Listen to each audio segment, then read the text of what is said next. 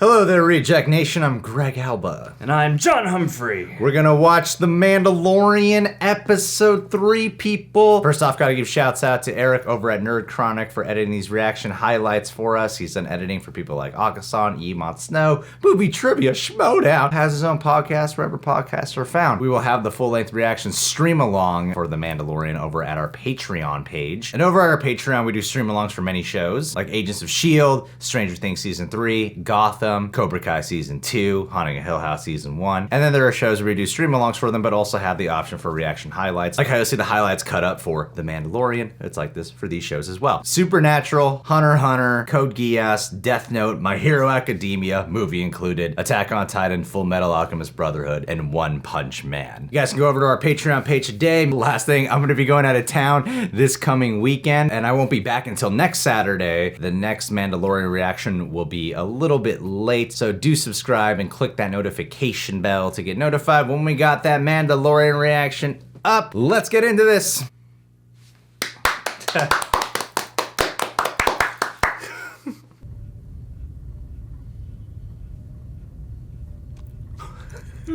Anytime that little baby Yoda moves, it's so adorable.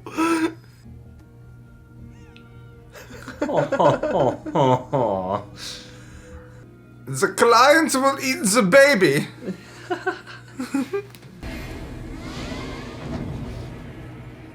Don't be scared, little guy. Or girl. Gender neutral. Easter eggs! More Jaws? It's gonna become as chewy. You take it easy. Yeah. I'm gonna talk down to the Mandalorian. But to the winner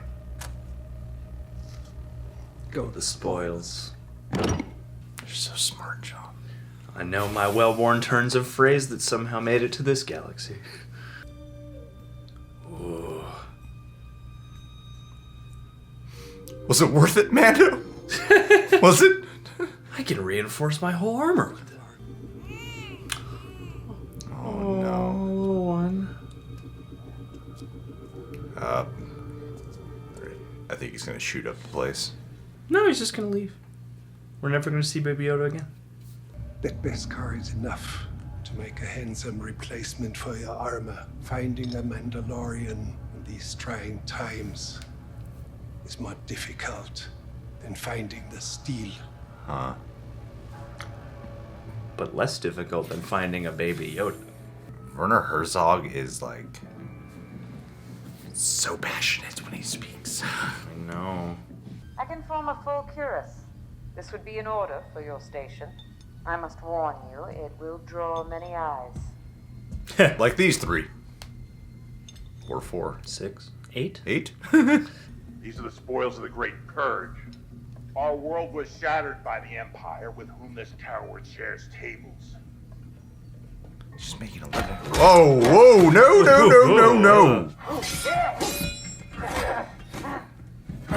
The Empire is no longer. Whoa. And the best has returned.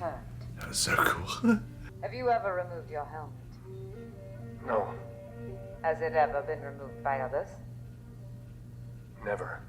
This is the way. This is the way. This is the way. Does he brush his teeth? Reserve some for the foundlings. As it should always be. The foundlings are the future. This is the way. This is the way. I have spoken. I was once a non-believer, but I think I'm going to become a part of the Mandalore culture now. Yeah, that's right. You should. Get yourself a helmet, never take it off. I think Mandalorians would make for the best reactions. Yeah.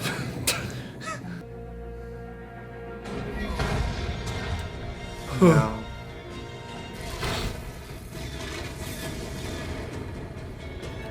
This really triggers his past, huh? Mm-hmm. Little Pedro Pascal. Oh. Oh no. Oh.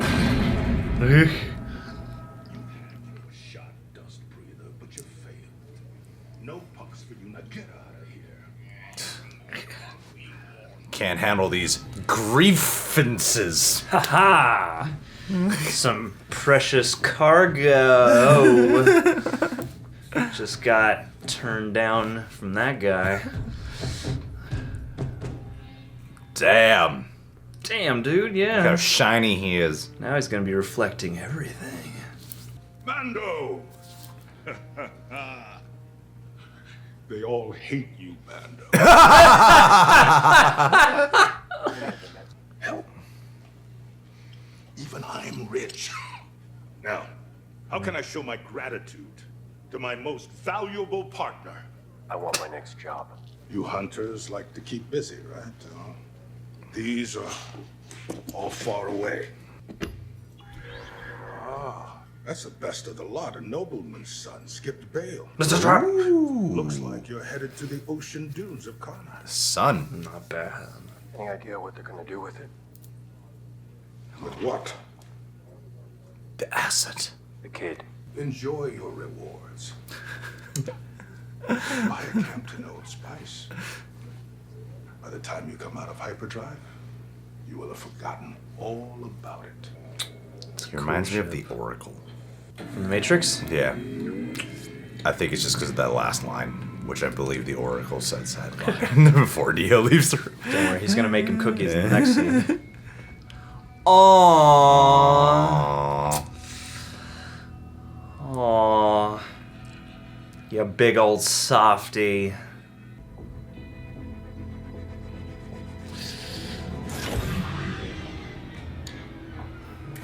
Oh, damn, he's doing it. Oh no. He's doing it. Oh, He's damn. doing it. Oh shit.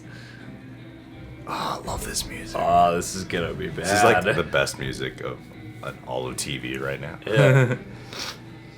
Check the perimeter. Oh my god, it's gonna be so bad. Nah, these guys know how to shoot, man. He's in trouble.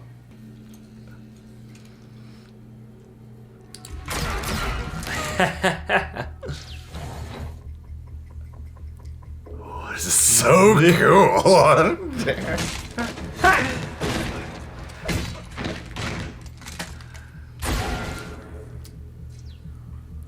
I would love if this became like a slasher movie for stormtroopers. Ooh, damn. Nice.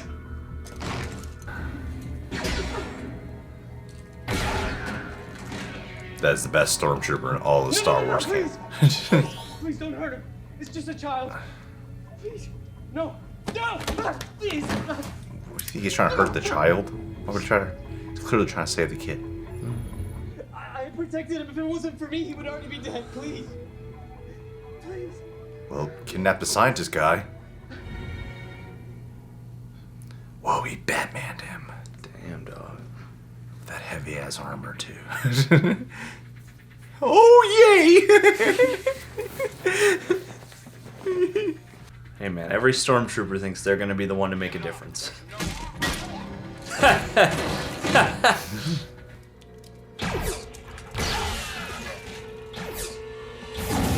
Whoa!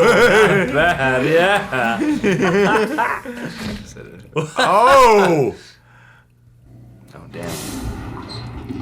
Right through my man's office. What's up your sleeve, Mando? Stand up.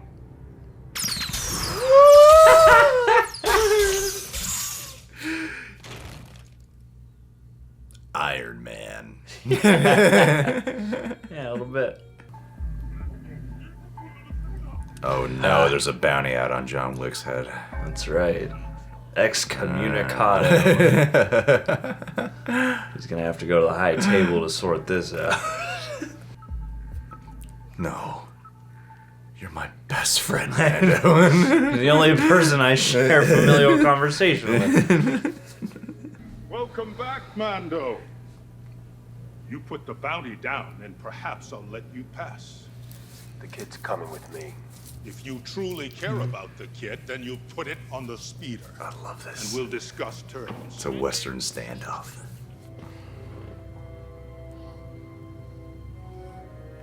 Come on, Mando, shoot your way out. That's what we all want to see.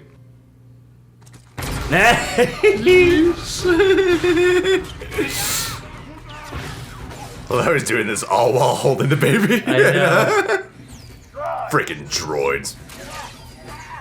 Listen to Mando. Yes. Oh, hell yeah. Oh, Carl. Grief.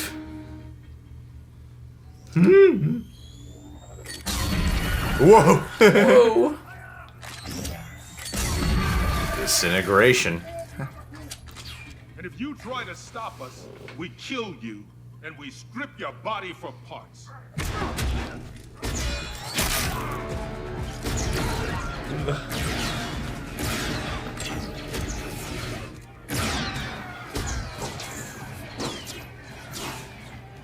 I have a feeling someone's gonna come and help him, but I don't know who.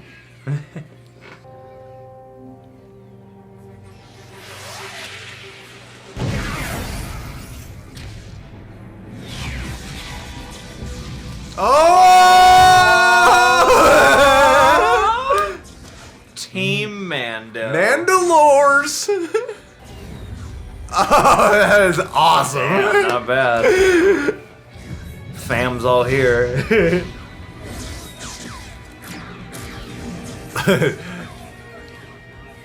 Great excuse for all of them to surface together. As opposed to one at a time.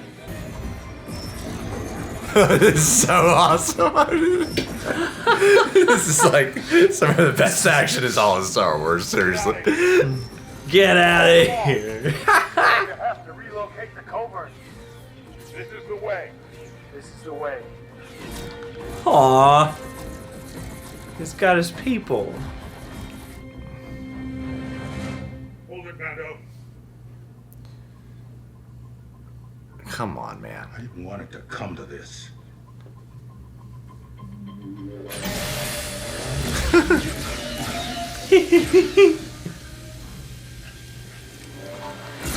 Oh. I hope it was just a shoulder shot. I know. Ah.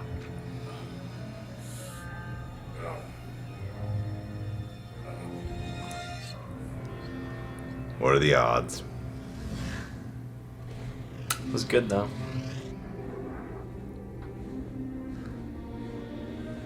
I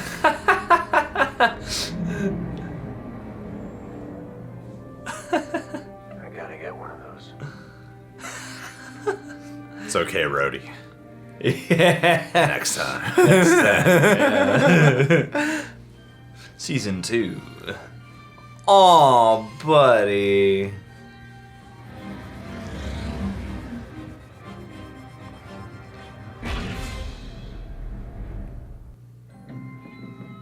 That was fantastic. Into the unknown. Fantastic.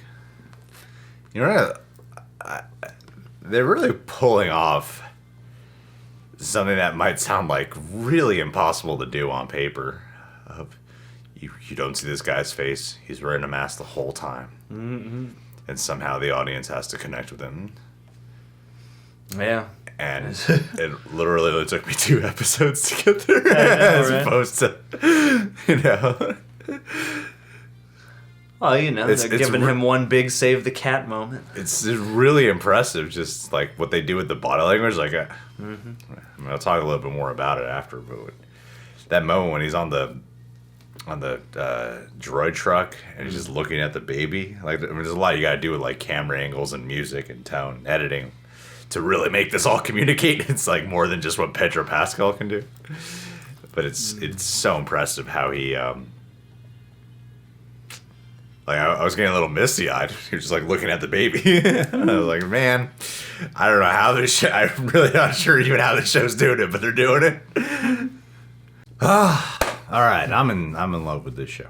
Yeah, I'm really This enjoying is it. pretty incredible stuff, man. I was talking about it over the credits, and just in case it's not in the reaction portion, I'll just say it right now. I think what they've been able to do with making us connect with this character, this Mandalorian character, is a really difficult thing to accomplish. The closest thing I can recall, at least in a movie, of doing that is something like V for Vendetta with Hugo Weaving behind the mask. But in that one, it's like he's interacting with Natalie Portman the whole time. Natalie Portman's more of like the main character, and he's also a very expressionate character, even though he's got a mask on. He speaks a lot and he has a lot of intonation. Yeah, and then you got this Mandalorian character who's stoic, reserved, not the most expressionate, obviously. Somehow, with all the proper use of editing, music, direction with its camera angles, like, seriously, the two shots that I just keep thinking about. It's a difficult feat for someone like Pedro Pascal, especially to do this, when he's in his ship and he's about to take off and then he notices the ball is missing. That little moment, it's so well done in a visual storytelling sense to get you to realize, like, he really cares about this kid, this baby Yoda character, as we call him. And it is a he, according to the doctor. According to the doctor. Use the pronoun he. So it's definitely Yoda. It's definitely Yoda, guy. Yoda, and It's it makes Yoda sense how that reincarnated. Definitely. We are joking, okay? But no, we know that at least Baby Yoda is a he. We know that they want to extract something from the child. We don't really know what it is necessarily. The child might not survive the extraction.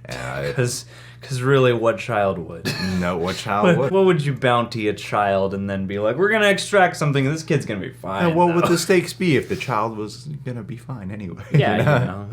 Yeah, with like looking at the ball and then going to go rescue the baby. I just love that whole sequence. But when they're on the truck and he's just looking at the baby, like the way it's cutting back and forth when the baby's slowly opening its eyes, I was getting a little misty-eyed. Just like how much he really cares about this kid. And I think they're doing a really good job at teasing Mando's backstory, too, of being a foundling. It seems like anytime he gets an upgrade in armor, he's just going to flash back. It just brings him back to his roots. The loss of his parents. And from what I gather with the way this show, so I don't know if we're going to get some full-blown episode where we just see the whole backstory. It's like we saw a little bit of that flashback in the first episode. Then we saw a little bit more of that same flashback in this episode. Yeah. I imagine that as the show keeps going, we'll just keep seeing that play out, which is a smart way to get us invested in the core memory of this character, but it also makes sense so much of why he cares so much about Baby Yoda. Yeah, well, and it's funny because, like, you think about his origin when they're showing you the flashbacks, but I thought of it a lot during that actual fight because the thing they're always cutting back to is The chaos. Yeah, it's sort of a massacre that's happening, and so to have him trying to protect a child being in the same position but from the opposite side, I thought was a nice kind of undercurrent to that whole fight. And then when, his people show up at the end, you're expecting something to show up and save him, but I had kind of forgotten too.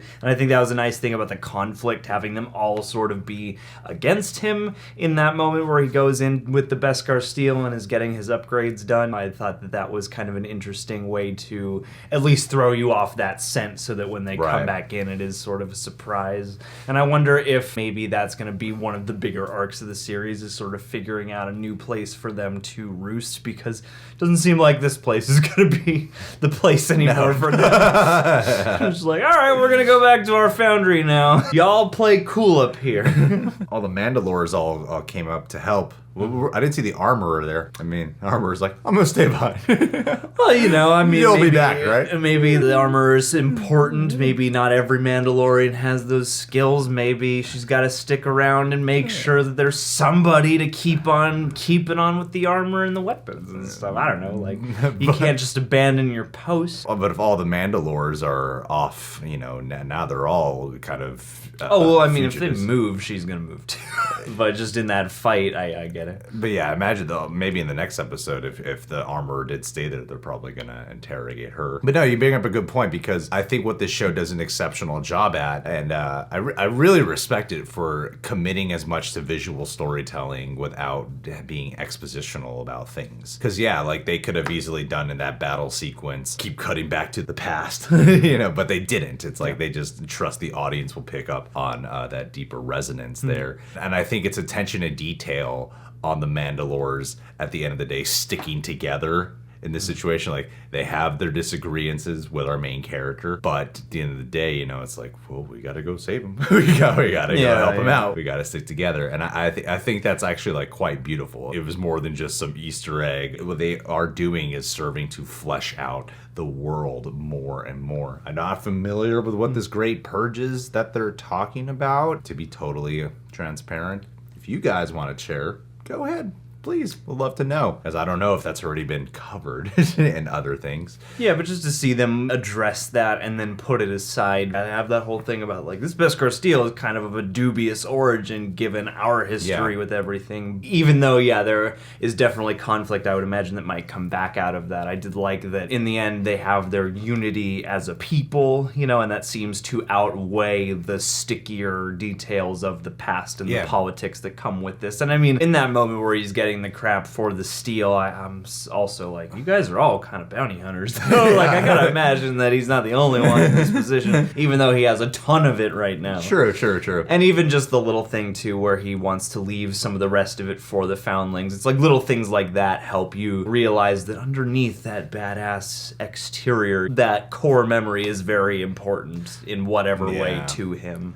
But we gotta talk about the badass stuff. All right. Of course. That's why we're here. Yeah, the way this show successfully pulled off the tension is wonderful, because it might not be the most hyper choreographed action we've ever seen. A lot of it just feels like very traditional action set pieces, but done with Star Wars fashion. Right down to getting in the car or the truck where the droid mans it, points the gun at the droid, drive, you know, feels very traditional. Holding the baby feels kind of like the hard-boiled John Woo, Chow Yun-Fat action movie. But I love the way they do that, where it starts off as a stealth mission. They have the whole whistling birds set up that feels like it would probably come into a later episode than uses it in this episode. And we didn't exactly know what it was, but then you see it come into play, and that was really cool. Definitely felt like an Iron Man moment.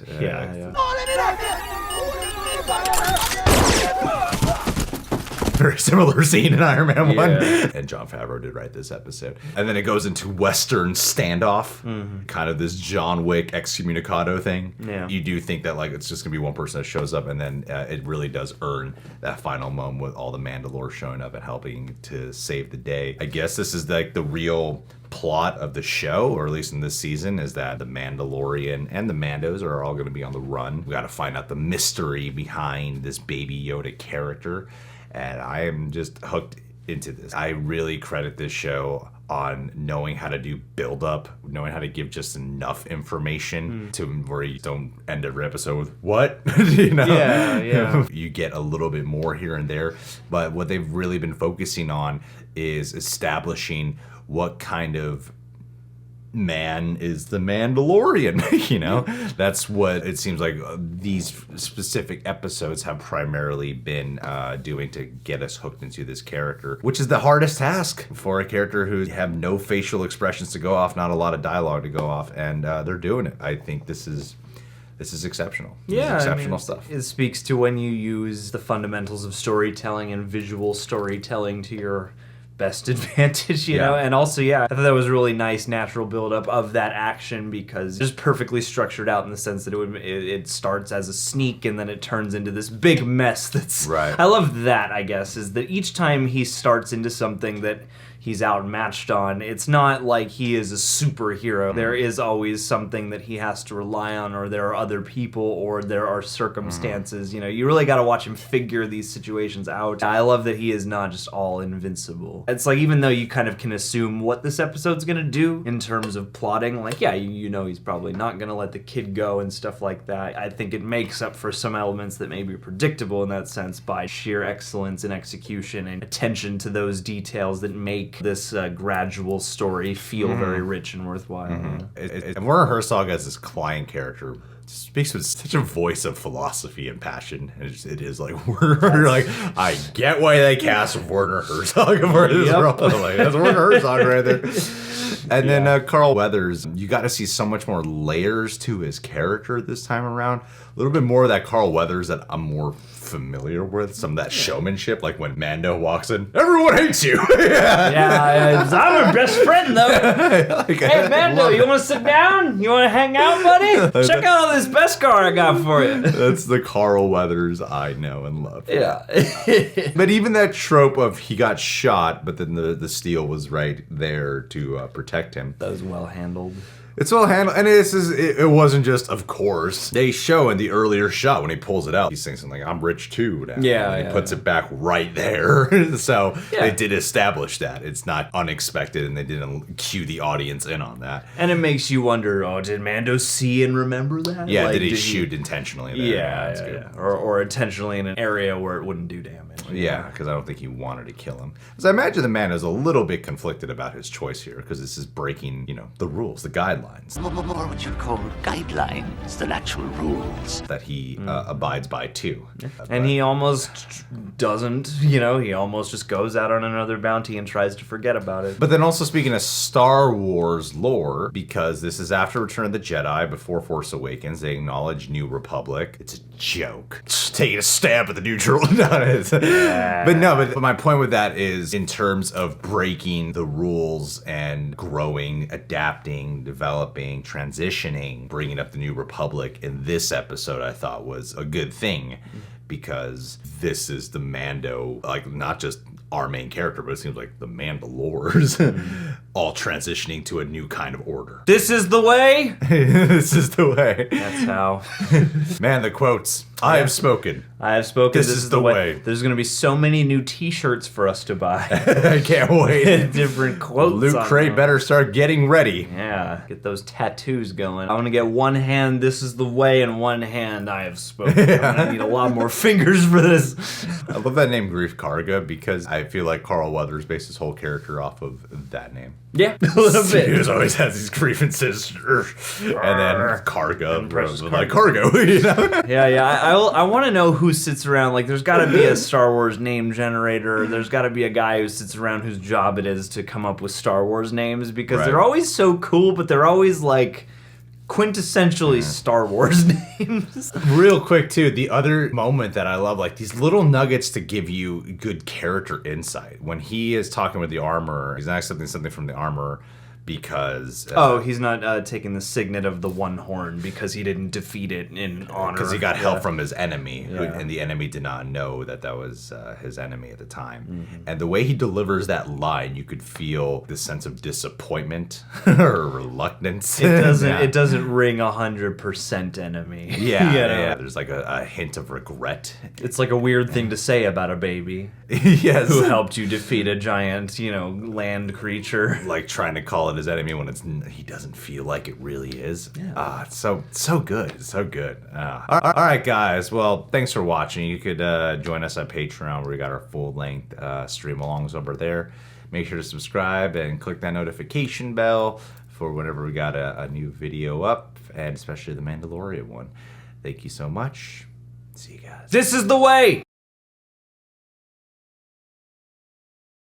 Alright, so we have tried to get this up on YouTube without it getting blocked. What we're gonna do is what we've seen other reaction channels do in certain cases like this. There's a Vimeo link in the description box to just watch the reaction, but please do come back and watch the review of the episode when you're done watching the reaction. It would really help us out, and it would be great incentive to keep going with these reactions as well. So thank you guys.